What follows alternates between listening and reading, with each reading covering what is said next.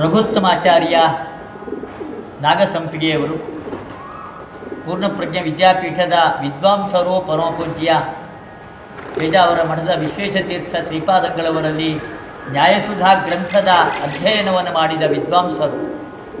ಬಾಗಲಕೋಟೆ ಪ್ರಾಂತದಲ್ಲಿದ್ದು ಯಾವುದೇ ಲೌಕಿಕ ವೃತ್ತಿಗಳಿಗೆ ಹೋಗ್ದೇನೇನೆ ಕೇವಲ ಪಾಠ ಪ್ರವಚನಕ್ಕೋಸ್ಕರವಾಗಿಯೇ ತಾವಿರಬೇಕು. ಎಲ್ಲ ಆಸೆ ಆಕಾಂಕ್ಷೆಗಳನ್ನು ಕೂಡ ಬದಿಗೆ ಒತ್ತಿ ತ್ಯಾಗದ ಮನೋಭಾವವನ್ನು ಹೊಂದಿರತಕ್ಕಂಥವ್ರು. ಪ್ರಾಚೀನ ವಿದ್ವಾಂಸರುಗಳು ಯಾವ ರೀತಿ ಪರಿಶುದ್ಧವಾದ ಜೀವನವನ್ನು ನಡೆಸ್ತಾ ಇದ್ದರು, ಅದೇ ರೀತಿ ಪರಿಶುದ್ಧವಾದ ಮಾರ್ಗದಲ್ಲಿ ತಾವು ಸಾಗುತ್ತಾ ಇರತಕ್ಕಂಥವರು ರಘುತ್ತಮಾಚಾರ್ಯ ನಾಗಸಂಪಿಗೆಯವರು. ವಿವಿಧ ಪುರಾಣಗಳಲ್ಲಿ ಗಂಗೆ, ಎಲ್ಲ ಪುರಾಣಗಳನ್ನು ಕೂಡ ಚೆನ್ನಾಗಿ ಓದಿ ಅನೇಕ ಉಪನ್ಯಾಸಗಳನ್ನು ನೀಡಿರ್ತಕ್ಕಂಥವರು ರಘುತ್ತಮಾಚಾರ್ಯ ನಾಗಸಂಪಿಗೆಯವರು.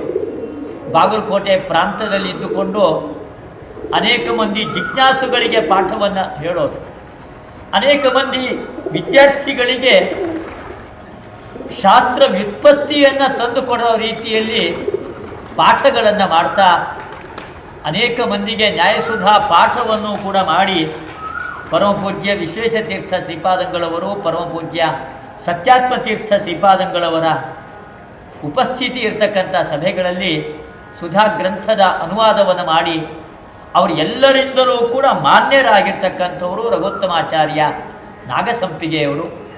ಅವರು ಇವತ್ತು ನಮ್ಮ ಮಧ್ವಾಶ್ರಮ ಸಂಸ್ಥೆಯ ಈ ಕಾರ್ಯಕ್ರಮದಲ್ಲಿ ಭಾಗವಹಿಸಲಿಕ್ಕೆ ಉಪಸ್ಥಿತರಿರ್ತಕ್ಕಂಥದ್ದು ತುಂಬ ಸಂತೋಷದ ಸಂಗತಿಯಾಗಿದೆ.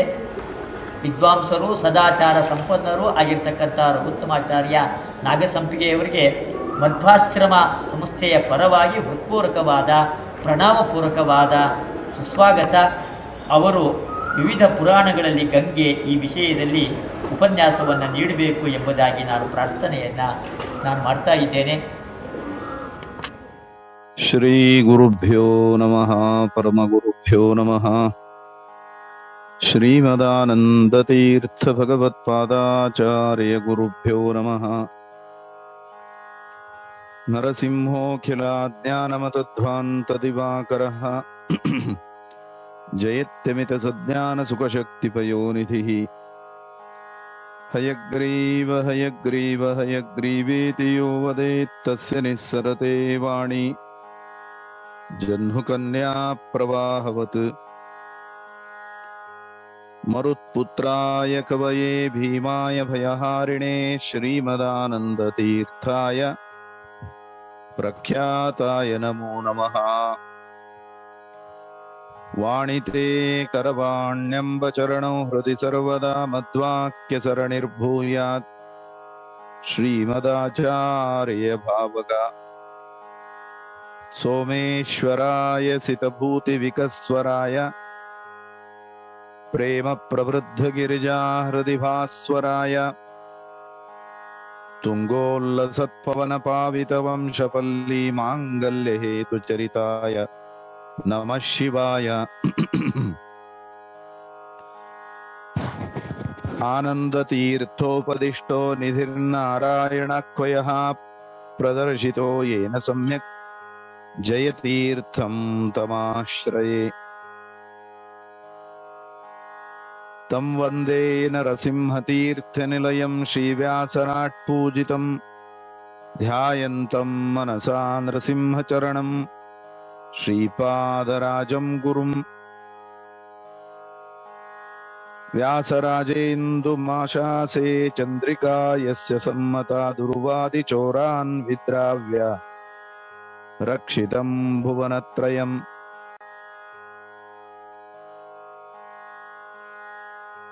ಮಾಯಿ ಭವೈರಿಣೇ ಮಧ್ವಸಿದ್ಧಾಂತವನಚಾರಿಣೇ ವಚೋನಕರಿಣೇ ವಾದಿರಾಜಕೇಸರಿಣೇ ನಮಃ. ಭಾವಬೋಧಕೃತಂ ಸೇವೆ ರಘುತ್ತಮ ಮಹಾಗುರುಂ ಯಚ್ಚಿಷ್ಯ ಶಿಷ್ಯ ಶಿಷ್ಯಾದ್ಯಾಃ ಟಿಪ್ಪಣ್ಯಾಚಾರ್ಯ ಸಂನಿತಾಃ. ಶ್ರೀಮತೋ ರಾಘವೇಂದ್ರಸ್ಯ ನಮಾಮಿ ಪದಪಂಕಜೇ ಕಾಮಿತಾ ಶೇಷಕಲ್ಯಾಣ ಕಲನಾ ಕಲ್ಪಪಾದಪೌ. ಸತ್ಪ್ರಮೋದ ಸಮಾರಂಭಾಂ ಸತ್ಯನಾಥಾರ್ಯ ಮಧ್ಯಮಾಂ ಶ್ರೀಮದಾಚಾರ್ಯ ಪರ್ಯಂತಾಂ ವಂದೇ ಗುರು ಪರಂಪರಾಂ. ವಿದ್ಯಾಮಾನ್ಯಾಖ್ಯವಾರ್ಧ್ಯುತ್ತ ವಿಶ್ವೇಶ ಮುನಿಚಂದ್ರಮಾಃ ಅಪಾಸ್ಯಾಜ್ಞಾನತಮಃ ಜ್ಞಾನದೋಸ್ತು ನಿರಂತರಂ. ಶ್ರೀ ಗುರುಭ್ಯೋ ನಮಃ. ಹರಿ ಓಂ.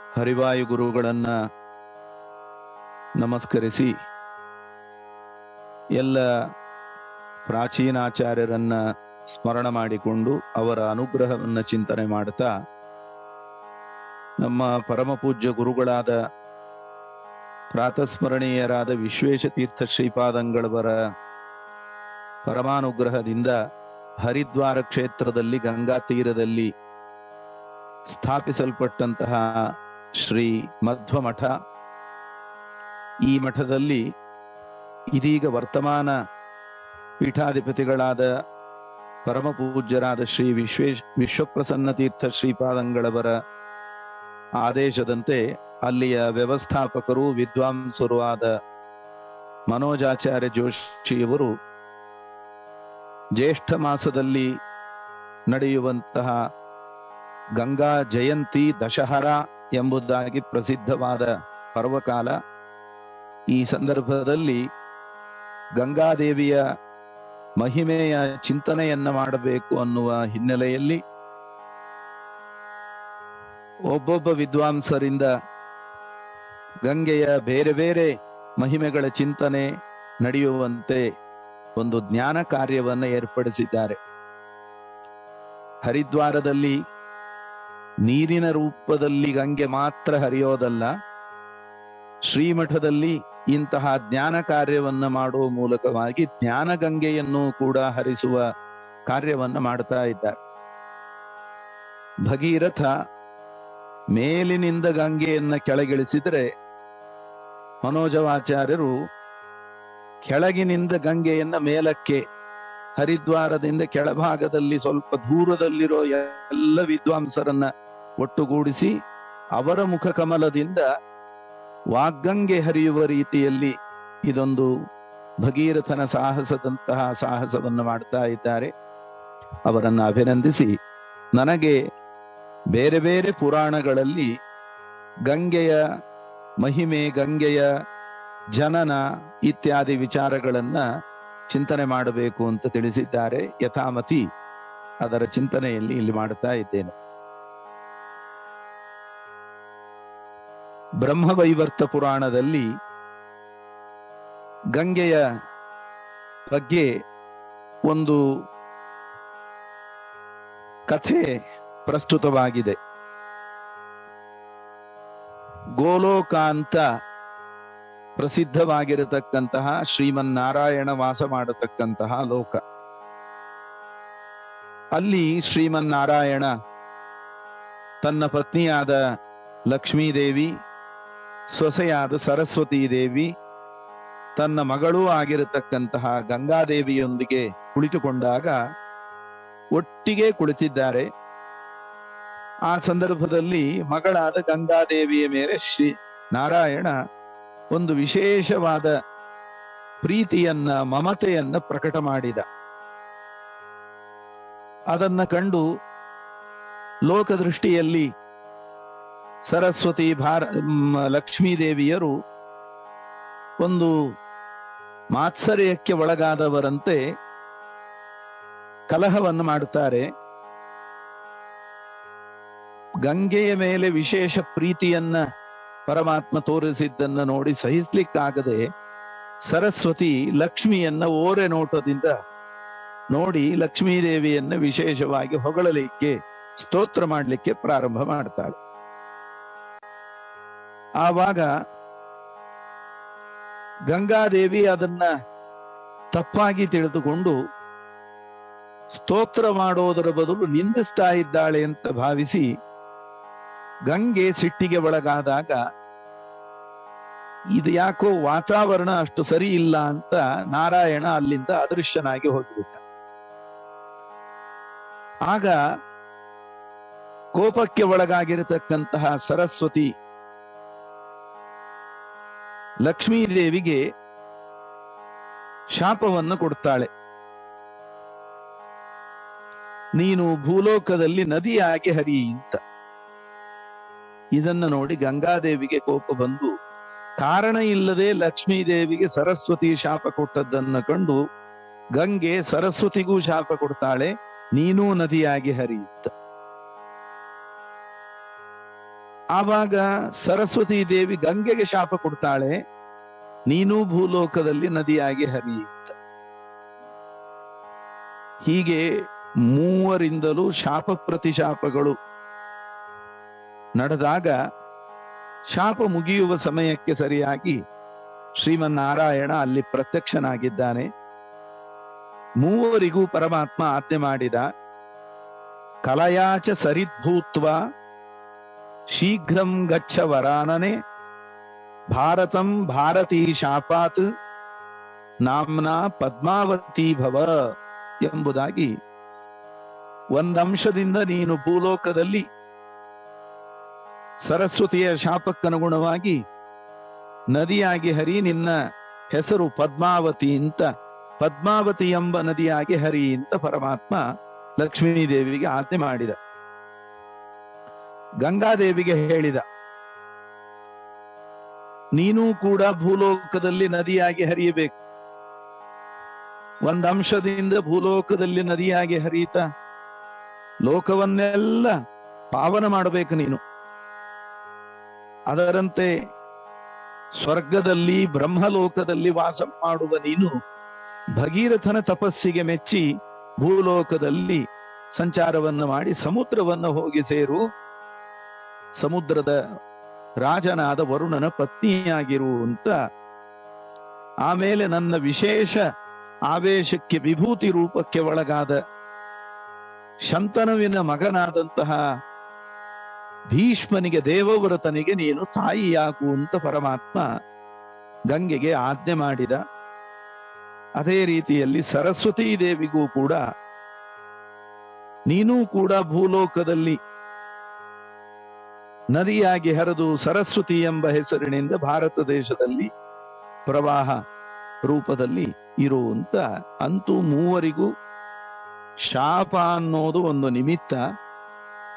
ಮೂವರೂ ನದಿಯ ರೂಪದಲ್ಲಿ ನದ್ರವಂ ತೀರ್ಥ ಮುಚ್ಚತೆ ಅಂತ ಶ್ರೀಮದಾಚಾರ್ಯರು ವರ್ಣನೆ ಮಾಡುವಂತೆ, ನಾವು ನದಿ ತೀರ್ಥ ಪುಣ್ಯ ತಟಾಕಗಳನ್ನು ನೋಡಿದಾಗ ಆ ನೀರೇ ಪವಿತ್ರ ಅಲ್ಲ, ನೀರಿನ ಒಳಗೆ ಈ ರೀತಿಯ ದೇವತಾ ಸನ್ನಿಧಾನ ಇರುತ್ತದೆ. ವಿಶೇಷವಾಗಿ ದ್ರವರೂಪದಲ್ಲಿ ಪರಮಾತ್ಮನೇ ನೀರಿನಲ್ಲಿ ಸನ್ನಿಹಿತನಾಗಿರ್ತಾನೆ. ಆ ದೃಷ್ಟಿಯಿಂದ ಈ ನೀರನ್ನ ಪವಿತ್ರವಾದ ನೀರು, ನದಿ, ಸರೋವರ, ಪುಷ್ಕರಣಿ, ತೀರ್ಥ ಅಂತ ಕರೆಯುವಂತಹದ್ದು. ಆದ್ದರಿಂದ ಮೂರು ದೇವತಾ ಸ್ತ್ರೀಯರು, ಲಕ್ಷ್ಮೀ, ಸರಸ್ವತಿ, ಗಂಗಾದೇವಿ, ಮೂವರೂ ಕೂಡ ಪರಮಾತ್ಮನ ಆಜ್ಞೆಯಂತೆ ಅವನ ಸಂಕಲ್ಪದಂತೆ ನದಿಯಾಗಿ ಹರಿದರು ಅಂತ ಬ್ರಹ್ಮವೈವರ್ತ ಪುರಾಣದಲ್ಲಿ ಈ ಬಗ್ಗೆ ವರ್ಣನೆ ಇದೆ. ಇದಲ್ಲದೆ ಇದೇ ಬ್ರಹ್ಮವೈವರ್ತ ಪುರಾಣದಲ್ಲಿ ಮತ್ತೊಂದು ಕಡೆಯಲ್ಲಿ ಈ ಗಂಗೆಯ ಬಗ್ಗೆ ವರ್ಣನೆಯನ್ನು ಮಾಡುವಾಗ ಶ್ರೀಕೃಷ್ಣ ಪರಮಾತ್ಮ ವಾಸ ಮಾಡತಕ್ಕಂತಹ ಒಂದು ಲೋಕ ಗೋಲೋಕ ಅಂತ, ಅಲ್ಲಿ ಮುಕ್ತರಾದ ಗೋಪಿಕಾ ಸ್ತ್ರೀಯರು ಪರಮಾತ್ಮನೊಂದಿಗೆ ಇದ್ದು ಜಲಕ್ರೀಡೆ, ವನವಿಹಾರ, ರಾಸಕ್ರೀಡೆ ಮುಂತಾದವುಗಳನ್ನೆಲ್ಲ ಮಾಡ್ತಾ ಇರ್ತಾರೆ. ಅಲ್ಲಿ ರಾಧೆಯೂ ಇರ್ತಾಳೆ. ತ್ರಿವಿಕ್ರಮ ದೇವರು ತನ್ನ ಪಾದದ ಉಗುರಿನ ತುದಿಯನ್ನ ಬ್ರಹ್ಮಾಂಡದ ಕಟಾಹಕ್ಕೆ ತಾಗಿಸಿದಾಗ ಆ ಬ್ರಹ್ಮಾಂಡ ಕಟಾಹ ಸೀಳಿ ಹೊರಗಿದ್ದ ಜಲಾವರಣದಲ್ಲಿರೋ ಖನೋದಕ ಅದು ಒಳಗೆ ಹರಿದು ಬಂದು ತ್ರಿವಿಕ್ರಮ ದೇವರ ವಿಷ್ಣುವಿನ ಪಾದೋದಕವಾಗಿ ಹರಿದು ಬ್ರಹ್ಮದೇವರು ಆ ಪಾದೋದಕವನ್ನು ತಮ್ಮ ಕಮಂಡಲುವಿನಲ್ಲಿ ಧಾರಣ ಮಾಡಿದ್ದಾರೆ. ಎಷ್ಟೋ ಸಾವಿರಾರು ಯುಗಗಳ ಕಾಲ ಆ ಗಂಗೆ ಬ್ರಹ್ಮದೇವರ ಲೋಕದಲ್ಲಿ ವಾಸವನ್ನ ಮಾಡ್ತಾ ಇದ್ದವಳು. ಆಮೇಲೆ ಅದೇ ಗಂಗಾದೇವಿ ಧ್ರುವಲೋಕದಲ್ಲಿ, ಶಿಂಶುಮಾರ ಲೋಕದಲ್ಲಿ, ಸಪ್ತರ್ಷಿ ಮಂಡಲದಲ್ಲಿ ಹರಿದು ಬರ್ತಾಳೆ.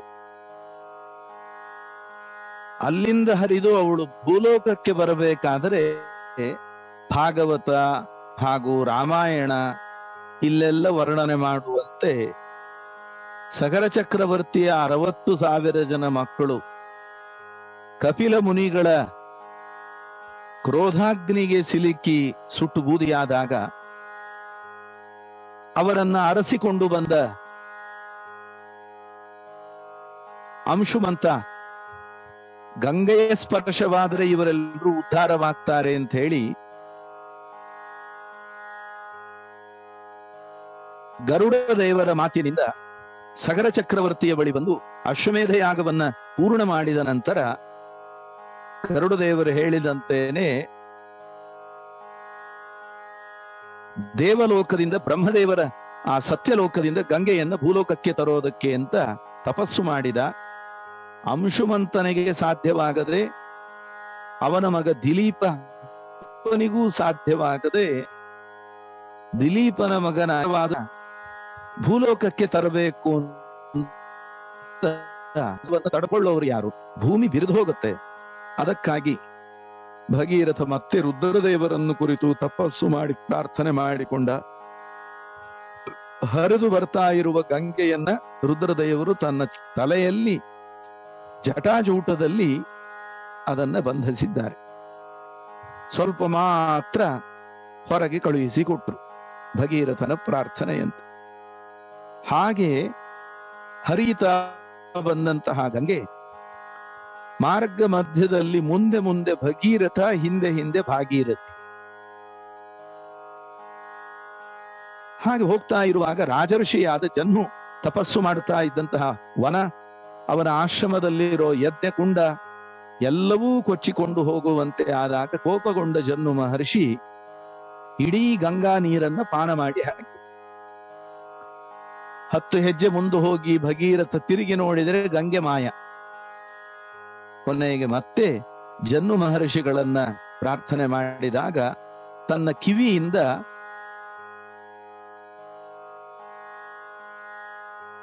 ಆ ಗಂಗೆಯನ್ನು ಹೊರಹಾಕಿದರು. ಹಾಗಾಗಿ ಜಾಹ್ನವಿ ತೀರ್ಥನನ್ನ ಅನುಸರಿಸಿಕೊಂಡು ಭೂಲೋಕದ ಅನೇಕ ಕ್ಷೇತ್ರಗಳಲ್ಲಿ ಹರಿತ ಎಲ್ಲರನ್ನ ಪಾವನಗೊಳಿಸ್ತಾ ಅಲ್ಲಿಂದ ಮುಂದೆ ಪಾತಾಳಕ್ಕೆ ಹೋಗಿ ಕಪಿಲ ಮುನಿಗಳ ಆಶ್ರಮದ ಬಳಿ ಇರುವಂತಹ ಸಗರನ ಮಕ್ಕಳ ಅಸ್ಥಿಗೆಲ್ಲ ಗಂಗಾ ಸ್ಪರ್ಶವಾಗಿ ಅವರೆಲ್ಲರೂ ಕೂಡ ಉದ್ಧತರಾಗಿದ್ದಾರೆ ಅಂತ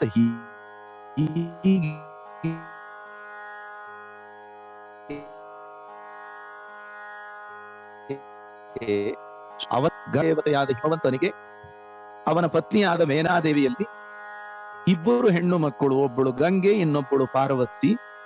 ಹಿರಿಯ ಮಗಳಾಗಿರತಕ್ಕಂತಹ ಗಂಗೆಯಾಗಿ ಹಿಮವಂತ ಮೇನೆಯರಲ್ಲಿ ಅವತಾರ ಮಾಡಿದ್ದಾಳೆ. ಇವಳೇ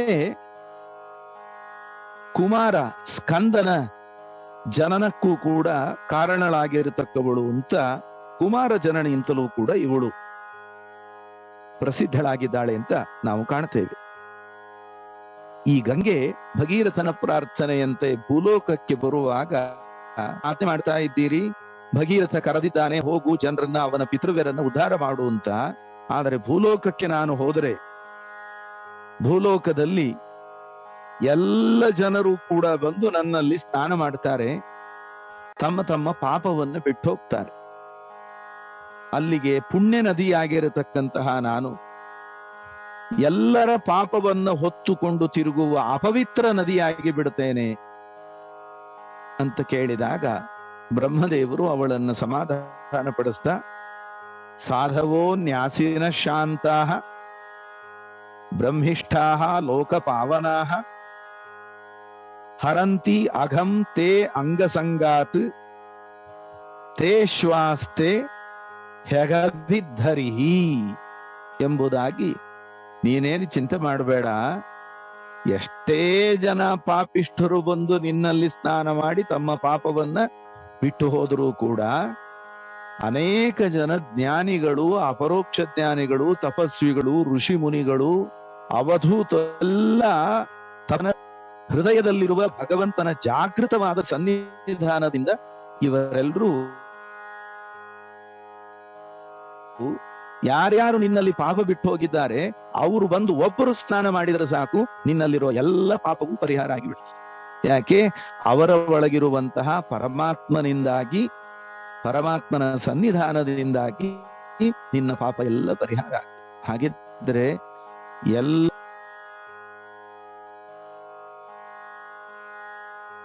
ಗಂಗೆಯಲ್ಲಿ ತುಂಬಿದ ಎಲ್ಲರ ಪಾಪವೂ ಪರಿಹಾರವಾಗೋದು ಇಂತಹ ಋಷಿಗಳು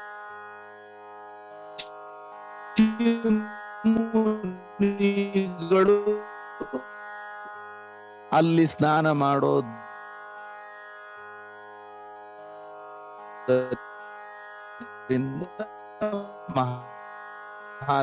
ಜ್ಞಾನಿಗಳೇ ಅವರು ತಾವು ಪವಿತ್ರರಾಗೋದಕ್ಕಿಂತ ಹೆಚ್ಚು ಗಂಗೆಯನ್ನೇ ಪವಿತ್ರಗೊಳಿಸೋದಕ್ಕೋಸ್ಕರವಾಗಿ ಹೋಗ್ತಾರೆ ಅನ್ನುವಂತಹ ಒಂದು ರಹಸ್ಯವನ್ನ ಶ್ರೀಮದ್ ಭಾಗವತ ನಮಗೆ ತಿಳಿಸಿಕೊಡುತ್ತದೆ.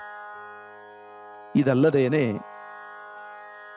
ಗಂಗಾದೇವಿಯ ವೈಶಾಖ ಶುಕ್ಲ ಸಪ್ತಮಿ ದಿನ ಅಂದ್ರೆ ಈ ಭಗೀರಥನ ಅಪೇಕ್ಷೆಯಂತೆ ಬರುವಾಗ ಜನ್ನು ಮಹರ್ಷಿ ಏನು ಕುಡಿದು ಖಾಲಿ ಮಾಡಿದ ಕಿವಿಯಿಂದ ಮತ್ತೆ ಬಿಟ್ಟಾಗ ಅದು ವೈಶಾಖ ಶುಕ್ಲ ಸಪ್ತಮ್ಯಾಂ ಜಹ್ನುನಾ ಜಾಹ್ನವೀಪುರ ಕ್ರೋಧಾತ್ ಪೀತ ಪುನಸ್ತ್ಯಕ್ತ ಕರ್ಣರಂಧ್ರಾತ್ತು ದಕ್ಷಿಣಾತ್ ಅಂತ ಜನ್ನು ಮಹರ್ಷಿಯ ಬಲಗಿವಿಯಿಂದ ಹೊರಗೆ ಬಂದದ್ದು ವೈಶಾಖ ಮಾಸದ ಶುಕ್ಲ ಪಕ್ಷದ ಸಪ್ತಮಿ ತಿಥಿಯಂದು. ಆಮೇಲೆ ಅಲ್ಲಿಂದ ಹೊರಟು ಅವಳು ಭೂಲೋಕದ ಎಲ್ಲ ಪ್ರಾಂತಕ್ಕೂ ಮತ್ತು ಈ ಸಗರನ ಮಕ್ಕಳನ್ನು ಉದ್ಧಾರ ಮಾಡೋದಕ್ಕೆ ಪಾತಾಳಕ್ಕೆ ಹರಿದು ಮರಳಿ ಭೂಲೋಕಕ್ಕೆ ಬಂದು ಹರಿದದ್ದು ಜ್ಯೇಷ್ಠ ಶುದ್ಧ ದಶಮಿಯಂದು. ಅವತ್ತು ಗಂಗಾ ಜಯಂತಿ ಅಂತ ನಮಗೆ ಪ್ರಸಿದ್ಧವಾಗಿರತಕ್ಕ. ಹೀಗೆ ಛಲಾರಿ ನರಸಿಂಹಾಚಾರ್ಯರ ಸ್ಮೃತ್ಯರ್ಥ ಸಾಗರದಲ್ಲಿ ಈ ಶ್ಲೋಕವನ್ನ ಉಲ್ಲೇಖ ಮಾಡಿ ಅವರು ಇದನ್ನ ವರ್ಣನೆ ಮಾಡುತ್ತಾರೆ. ಪುರಾಣ ಹಾಗೂ ಶಿವಪುರಾಣದ ಶ್ರೀಮದಾಚಾರ್ಯರು ಬ್ರಹ್ಮಸೂತ್ರ ಭಾಷ್ಯದಲ್ಲಿ ಮತ್ತು ತತ್ವದೀಪಿಕಾಚಾರ್ಯರು, ತ್ರಿವಿಕ್ರಮ ಅನೇಕ ಟಿಪ್ಪಣಿಕಾರರು ಈ ಕಥೆಯನ್ನು ಉಲ್ಲೇಖ ಮಾಡಿದ್ದಾರೆ. ಏನು ಅಂದ್ರೆ, ಸತ್ಯಲೋಕದಿಂದ ಹೊರಟ ಗಂಗೆ ರುದ್ರದೇವರ ಜಟಾಚೂಟವನ್ನೇನು ಬಂದು ಸೇರಿದ್ಲು, ಒಂದಂಶದಿಂದ ಅವಳು ಭಗೀರಥನ ಹಿಂದೆ ಹರಿದು ಹೋದರು, ಮತ್ತೊಂದು ಅಂಶದಿಂದ ಗಂಗೆ ಅಲ್ಲೇ ಕೂತ್ಕೊಂಡು ಶಿವ ಗಂಗಾಧರ ಅಂತ ಪ್ರಸಿದ್ಧನ. ಆ ಸಂದರ್ಭದಲ್ಲಿ ವಿಷ್ಣು ಪಾದೋದಕ, ಅದು ದೇವರ ವಿಷ್ಣುವಿನ ಕಾಲು ತೊಳೆದ ನೀರು, ವಿಷ್ಣು ಪಾದೋದಕ ಅನ್ನುವ ಭಕ್ತಿಯಿಂದ ರುದ್ರದೇವರು ತಲೆಯ ಮೇಲೆ ಗಂಗೆಯನ್ನು ಹೊತ್ತುಕೊಂಡು ಕೂತಿದ್ದಾರೆ. ಆದರೆ ಲೋಕದೃಷ್ಟಿಯಿಂದ ಪಾರ್ವತಿ ಏನಾದ್ರೂ ಮಾಡಿ ಈ ಗಂಗೆಯನ್ನ ಕೆಳಗಿಳಿಸಬೇಕು ಅಂತ ಮಾತ್ಸರ್ಯವನ್ನ ಪ್ರಕಟ ಮಾಡ್ತಾ ಇದ್ದಾಳೆ. ಅವಳಿಗೇನು ಗಂಗೆ ಶಿವನ ತಲೆಯ ಮೇಲೆ ಕೂಡೋದರಿಂದ ಹಾನಿ ಇಲ್ಲ. ಆದರೆ ಗಂಗೆ ಮುಂದೆ ಕೆಳಗೆ ಹರಿದು ಮುಂದೆ ಗೌತಮರ ಆಶ್ರಮದ ತನಕ ಅವಳು ಹೋಗಬೇಕಾಗಿದೆ. ಅಲ್ಲೊಂದೇನೋ ಕಾರ್ಯ ಆಗಬೇಕು, ಮುಂದೆ ವೇದವ್ಯಾಸ ಅವತಾರ ಆಗಬೇಕು. ಇದೆಲ್ಲದಕ್ಕೂ ಕೂಡ ಪೀಠಿಕೆಯ ರೂಪ ಏನಾದ್ರೂ ಮಾಡಿ ಗಂಗೆಯನ್ನ ಕೆಳಗಿಳಿಸಬೇಕು ಅಂತ ವಿಚಾರ ಮಾಡಿ ಗಣಪತಿಯನ್ನ ಕರೆದು ಹೇಳಿದ್ದ.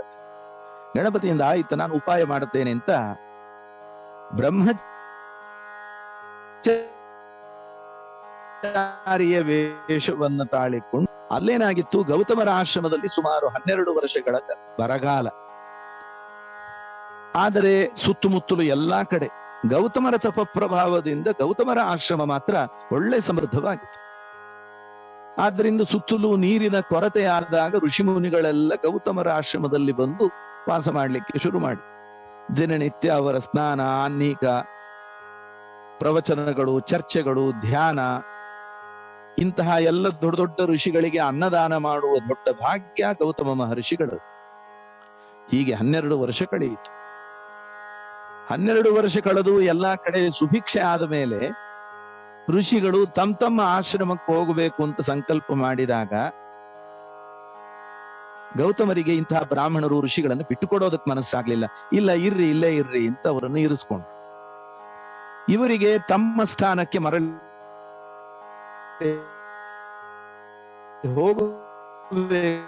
ಹೋಗಲಾರರು. ಅದೇ ಸಮಯದಲ್ಲಿ ಗಣಪತಿ ಬಂದು, ಪರಾನ್ನ ಉಂಡುಕೊಂಡು ಎಷ್ಟು ದಿವಸ ಅಂತಿರ್ತೀರಿ, ಬೇಗ ಇಲ್ಲಿಂದ ನಿಮ್ಮ ಆಶ್ರಮಕ್ಕೆ ಹೋಗಬಾರದೆ, ಆಪತ್ಕಾಲದಲ್ಲಿ ಬಂದಿದ್ರಿ ಸರಿ. ಇಲ್ಲ, ನಾವು ಹೋಗ್ಬೇಕು ಅಂತ ಮಾಡಿದ್ದೇವೆ, ಆದ್ರೆ ಗೌತಮರು ಬಿಡ್ತಾ ಇಲ್ಲ, ಅವರ ಮನಸ್ಸನ್ನು ಮೀರಿ ನಾವು ಹೋಗೋದು ಸಂಕೋಚಕ್ಕೆ ಕಾರಣ ಆಗತ್ತೆ ಅಂತ. ಆವಾಗ ಅವನೇ ಒಂದು ಉಪಾಯ ಹೇಳಿದ. ಬ್ರಹ್ಮಚಾರಿಯ ವೇಷದಲ್ಲಿದ್ದ ಗಣಪತಿ, ಏನಿಲ್ಲ, ಪ್ರಾಸಂಗಿಕವಾಗಿ ಗೌತಮರಿಂದ ಒಂದು ಗೋಹತ್ಯೆ ನಡೆಯುತ್ತದೆ, ಆಗ ನೀವು ಗೋಹತ್ಯೆ ಮಾಡಿದ ನಿಮ್ಮ ಆಶ್ರಮದಲ್ಲಿ ನಾವಿರೋದಿಲ್ಲ ಅಂತ ಇಲ್ಲಿಂದ ಹೊರಟು ಹೋಗ್ರಿ. ಆಯ್ತು ಅಂತ ಒಂದು ಮಾಯಾ ಗೋವನ್ನ ಗಣಪತಿ ಸೃಷ್ಟಿ ಮಾಡಿದ. ಗೌತಮರ ಹೊಲದಲ್ಲಿದ್ದ ಪೈರನ್ನ ಆ ಹಸು ತಿಂತಾ ಇರುವಾಗ ಸುಮ್ಮನೆ ಅದನ್ನ ಓಡಿಸಬೇಕು ಅಂತ ಗೌತಮರು ಕೈಯಿಂದ ಮುಟ್ಟಿದ್ದಷ್ಟೇ ಸತ್ತು ಬಿದ್ದು ಬಿಡುತ್ತೆ. ಈ ಬ್ರಾಹ್ಮಣರು, ಋಷಿಗಳೆಲ್ಲ ನಾವಿನ್ನಿಲ್ಲಿರೋದಿಲ್ಲ ಅಂತ ತಮ್ಮ ಆಶ್ರಮಕ್ಕೆ ಹೋದರು. ಕೊನೆಗೆ ಗೌತಮರು ಎಲ್ಲ ಹಿರಿಯರನ್ನ ವಿಚಾರ ಮಾಡಿದ್ರು, ಹೀಗೊಂದು ಗೋಹತ್ಯೆ ನಡೆದಿದೆ, ಇದಕ್ಕೇನು ಪರಿಹಾರ ಅಂತ. ಏನಿಲ್ಲ, ಶಿವನ ಜಟೆಯಲ್ಲಿರುವಂತಹ ಗಂಗೆ ಅದರ ಮೇಲೆ ಹರಿದರೆ ಅದು ಉದ್ಧಾರ ಆಗ್ತದೆ, ನೀವು ಗೋಹತ್ಯೆಯಿಂದ ಮುಕ್ತರಾಗ್ತೀರಿ ಅಂತ ಹೇಳಿದಾಗ ವಿಶೇಷವಾಗಿ ತಪಸ್ಸನ್ನ ಮಾಡಿ ಬೇಡಿಕೊಂಡು ಉದ್ಧಾರವನ್ನ ಮಾಡಿದ ಅಂತ ಇತಿಹಾಸವನ್ನು ಕೇಳ್ತೇವೆ. ಈ ರೀತಿಯಲ್ಲಿ ಗಂಗೆಯ ಅವತರಣ ರೇತು ಕುರುಕ್ಷೇತ್ರೆ ಕಲವು ಗಂಗಾ ವಿಶಿಷ್ಯತೆ ಅಂತ. ಕಲಿಯುಗದಲ್ಲಿ ಗಂಗಾ ನದಿ ಬಹಳ ವಿಶೇಷ. ಅಷ್ಟೇ ಅಲ್ಲದೆ ಅಷ್ಟವಸುಗಳು ಹೇಳ್ತಾರೆ, ಎಲ್ಲಾ ತೀರ್ಥಗಳು, ಎಲ್ಲಾ ನದಿಗಳು ಕೂಡ ತಮ್ಮ ಸಾಮರ್ಥ್ಯವನ್ನ, ತಮ್ಮ ಪಾವಿತ್ರ್ಯವನ್ನ ಗಂಗೆಯಲ್ಲಿ ಬಿಟ್ಟು ಬಿಟ್ಟಿರ್ತಾರೆ. ಆದ್ದರಿಂದ ಗಂಗಾ ನದಿ ತನ್ನ ಸಾಮರ್ಥ್ಯ, ತನ್ನ ಪಾವಿತ್ರ್ಯವನ್ನ ಯಾವತ್ತೂ ಕೂಡ ಕಳೆದುಕೊಳ್ಳೋದಿಲ್ಲ. ತನ್ನ ಪಾವಿತ್ರ್ಯವನ್ನ ಅವಳು ಕಳ್ಕೊಳ್ಳೋದಿಲ್ಲ. ಉಳಿದ ಎಲ್ಲಾ ನದಿಗಳ ಪಾವಿತ್ರ್ಯವೂ ಗಂಗೆಯಲ್ಲಿ ತುಂಬಿರುತ್ತದೆ. ಆದ್ದರಿಂದ ಒಬ್ಬ ಗಂಗೆಯ ಸ್ಮರಣೆ, ದರ್ಶನ, ಆಚಮನ, ಸ್ನಾನ ಎಲ್ಲವೂ ಕೂಡ ನಮ್ಮನ್ನ ಪವಿತ್ರಗೊಳಿಸ್ತದೆ. ಶ್ರೀಮನ್ ಮಧ್ವಾಚಾರ್ಯರು ಮೌನ ವ್ರತದಲ್ಲಿದ್ದಾಗ, ಕಾಷ್ಠ ಮೌನ ವ್ರತದಲ್ಲಿದ್ದಾಗ ತಮ್ಮ ಶಿಷ್ಯರಿಗೆ ಬರದಿಟ್ಟ ಒಂದು ಶ್ಲೋಕದಲ್ಲಿ, ನಾಸ್ಯ ತೀರ್ಥ ಸಲಿಲಸ್ಯ ಸಮಂ ವಾಹ, ಗಂಗಾ ನದಿಯ ಜಲಕ್ಕೆ ಸಮಾನವಾಗಿರತಕ್ಕಂತಹ ತೀರ್ಥ ಇನ್ನೊಂದಿಲ್ಲ ಅಂತ ಶ್ರೀಮದಾಚಾರ್ಯರು ಬರೆದಿಟ್ಟಿದ್ರು ಅನ್ನೋದನ್ನ ನಾವು ಸುಮಧ್ವ ವಿಜಯದಲ್ಲಿ ಕಾಣ್ತೇವೆ. ಅಂತಹ ಒಂದು ಮಹತ್ವ ಗಂಗಾ ನದಿಗೆ ಇರತಕ್ಕಂತಹದ್ದು. ವಿಶೇಷವಾಗಿ ನಾವೆಲ್ಲ ಗಮನಿಸಬೇಕಾದದ್ದು, ಕಲೌ ಪಂಚಸಹಸ್ರಾಬ್ಧಂ ಸ್ಥಿತಿಸ್ತಶ್ಚಾಶ್ಚ ಭಾರತೆ ತಸ್ಯಾಂಚ ವಿದ್ಯಮಾನಾಯಾಂ ಕಪ್ರಭವ ಕಲೇರಹೋ ಕಲೌ ದಶಸಹಸ್ರಾಣಿ ವರ್ಷಾಣಿ ಪ್ರತಿಮಾಮಮ ತಿಷ್ಠಂತಿ ಚ ಪುರಾಣಾನಿ ಪ್ರಭಾವಸ್ಥ ಕಲೆ ಕಲೇಹೇ ಎಂಬುದಾಗಿ ಪರಮಾತ್ಮ ಹೇಳ್ತಾನೆ. ಕಲಿಯುಗ ಪ್ರಾರಂಭವಾಗಿ ಗಂಗೆ ಹರಿಯುತ್ತಾಳೆ, ಆಮೇಲೆ ಗಂಗೆ ಮಲಿನ ಆಗ್ತಾಳೆ. 10,000 ವರ್ಷಗಳ ಕಾಲ ಭೂಲೋಕದಲ್ಲಿ, ಭರತಖಂಡದಲ್ಲಿ ನನ್ನ ಪ್ರತಿಮೆಗಳಿರುತ್ತವೆ ಎಂಬುದಾಗಿ ಅನೇಕ ಪುರಾಣಗಳು ಈ ಮಾತನ್ನ ವರ್ಣನೆ ಮಾಡ್ತಾವಾದ್ದರಿಂದ ಗಂಗೆಯ ಅದೃಶ್ಯಳಾಗುವ ಕಾಲ ಸಮೀಪಿಸ್ತಾ ಇದೆಯೋ ಅನ್ನುವಂತೆ ಇವತ್ತು ಅದರ ಮಾಲಿನ್ಯವನ್ನ ನಮ್ಮ ಫ್ಯಾಕ್ಟರಿ ಮುಂತಾದವುಗಳಿಂದ ಮಾಡೋದನ್ನ ಕಾಣುವಾಗ ನಮಗನಿಸ್ತಕ್ಕಂಥದ್ದು. ಆದ್ದರಿಂದ ಆ ಗಂಗೆಯನ್ನ ನಾವು ಶುದ್ಧ ರೂಪದಲ್ಲಿ ಉಳಿಸಿಕೊಂಡು ಶ್ರೀಕೃಷ್ಣ ಉದ್ಧವನಿಗೆ ಉಪದೇಶ ಮಾಡುವಂತೆ ಈಕ್ಷಯ ಅಲಕನಂದಾಯ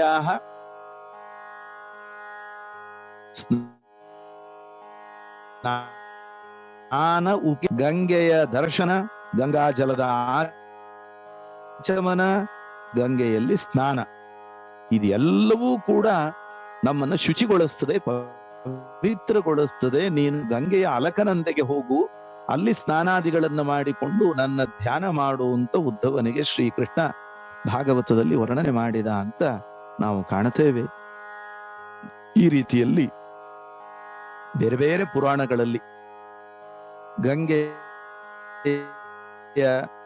ಭಿನ್ನ ಭಿನ್ನವಾದ ರೀತಿಯಲ್ಲಿ ಗಂಗೆಯ ಉತ್ಪತ್ತಿ, ಗಂಗೆಯ ಸ್ನಾನದ ಮಹತ್ವ, ಒಬ್ಬ ವ್ಯಕ್ತಿ ಮರಣ ಹೊಂದಿ 10 ದಿನದ ಒಳಗೆ ಅವನ ಅಸ್ಥಿ ಗಂಗೆಯಲ್ಲಿ ವಿಸರ್ಜನೆ ಆದರೆ ಅವನು ವಿಷ್ಣು ಲೋಕವನ್ನು ಪಡೆಯುತ್ತಾನೆ. ಎಷ್ಟು ಕಾಲ ಗಂಗೆಯಲ್ಲಿ ಅವನ ಅಸ್ಥಿ ಇರುತ್ತದೋ ಅಷ್ಟು ಕಾಲ ಸಕಲ ವಿಧವಾದ ಸಮೃದ್ಧಿಯನ್ನ ಅವನು ಹೊಂದುತ್ತಾನೆ ಎಂಬುದಾಗಿ ಮಾಡಿದ್ದಾರೆ ಅಂತ. ಹೀಗೆ ಇನ್ನೂ ತುಂಬಾ ವಿಸ್ತೃತವಾಗಿ ಗಂಗೆಯ ಮಹತ್ವದ ವರ್ಣನೆ ಇದೆ. ಕಾಲದ ಮಿತಿಗೆ ಒಳಪಟ್ಟು ಈ ಗಂಗೆಯ ಮಹತ್ವದ, ಅವಳ ಉತ್ಪತ್ತಿಯ ಚಿಂತನೆಯನ್ನ ಕೆಲವು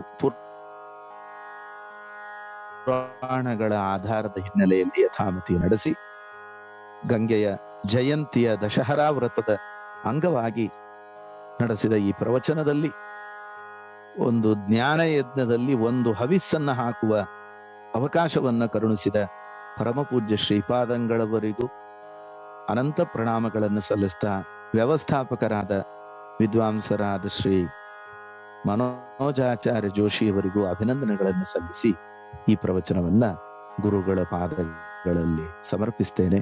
ಮಧ್ವೇಶ ಅರ್ಪಣಮಸ್ತು.